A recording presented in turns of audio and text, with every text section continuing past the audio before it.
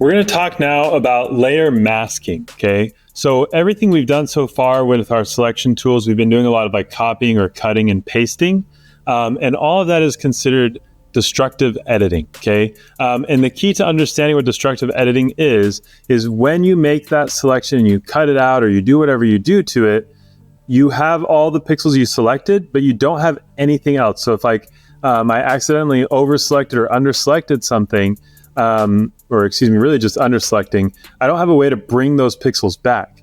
But Photoshop has a way so that we don't lose those kinds of things as we're working through our projects, and that's called non-destructive editing, and that's primarily focused with layer masks. So we're going to start off by making a selection of the car. So I'm going to make sure I have that car layer selected, and I'm going to select the subject. We're going to go ahead and see if it can automatically choose the car just how we want it, and then if we need to make some refinements, we can use that object selection tool to fix up our selection.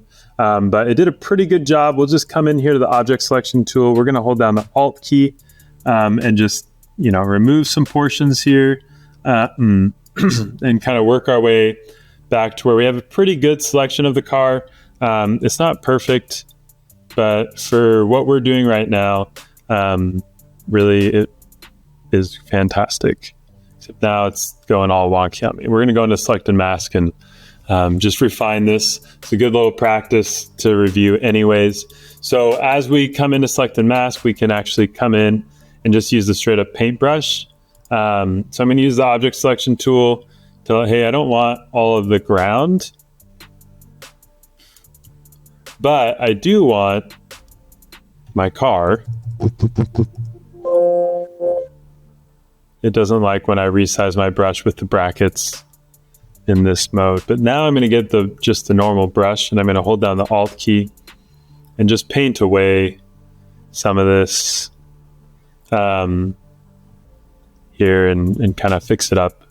I'm going to intentionally kind of go up into there. I'm going to click OK. And now I have my selection. I'm going to now come down to the bottom and I'm going to click this icon right here that says Layer Masks when I hover over it. I have a little screenshot of what it looks like right there. So it's like a rectangle with a circle in it. And I'm going to click on that. And you'll notice that the background disappeared in my image. But if you look at the layer, that little thumbnail looks the same, but now it has this extra little thing attached to it. And that is called a layer mask.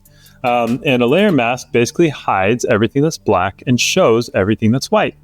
And so if I get the paintbrush now, and I click on my layer mask, we'll shrink this down, seeing as it's far too large for what we're doing. And now what I can do is right now I'm painting black, and so it's going to make things disappear. But if I flip this and I paint in white, things are just going to reappear. And so now I can come in here and I can refine these edges. So I can actually come in and be like, well, the tire, is there, but now we'll flip it to black. We're just going to kind of clean that up. Fun little tricks. You can resize the brush still with the brackets next to the letter P. And if you want to just quickly flip between the black and the white, just hit the letter X and it'll bounce between those two every time you hit the letter X. And so you can come in here and we're just going to, like I said, we're going to kind of paint this back, if you will. And so this is called non-destructive editing because even though I made that copy wrong, that selection wrong at the beginning, I'm able to get everything back. So I don't have to go and redo it and go back a few steps. It's just there, okay? And so, we could clean this up more. We're not going to stress too much. We just want to understand non-destructive editing. So we're going to take that a step further here with our second car, all right? So here I have another car. There's actually two layers of it. I can turn this layer off and I have a blurred one and I have this not blurred one. And we're going to make it so the back end of my car is blurred out. And the way we're going to do this is we're going to use a layer mask again, but we're going to go a little bit of a different route on this one, okay? So we're going to start by just clicking on the layer mask. Because I don't have a selection, nothing is going to be chosen. On that first one, I made a selection and then I clicked on layer mask. It's going to mask out everything but my selection. Now it just added a mask and nothing's happened. If I got my paintbrush, I can paint here and it'll, make things disappear. But what we're going to do is we're going to add a gradient. Okay, so we've added our layer mask. And so now we're going to go to the gradient tool. And then on the gradient tool, we can actually click up here in this top section and choose what kind of gradient we want. And so in the basics category, we have this black and white one, which is perfect.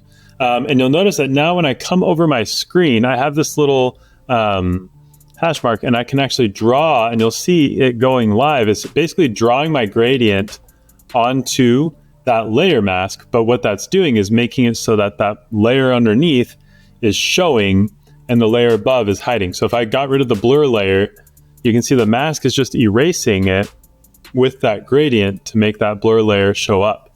So it just gives a little more speed to my car here as it's zipping through the trees. All right. So that's non-destructive editing because I didn't ever lose anything from my original car picture. If I came on here, I can do disable layer mask and it's still there. It's all normal. I can even delete the layer mask and start over. And so layer masking is really, really, really helpful. When we did all of our selection tools, you were using cut and paste. You're welcome to still use cut and paste upon occasion, but I would strongly, strongly, strongly encourage you to always make sure you're just layer masking and masking out objects. We're going to be doing a number of projects in Photoshop with selections and with masking. And so probably if understanding layers is the most important, selecting and masking is the second most important thing you need to understand in Adobe Photoshop.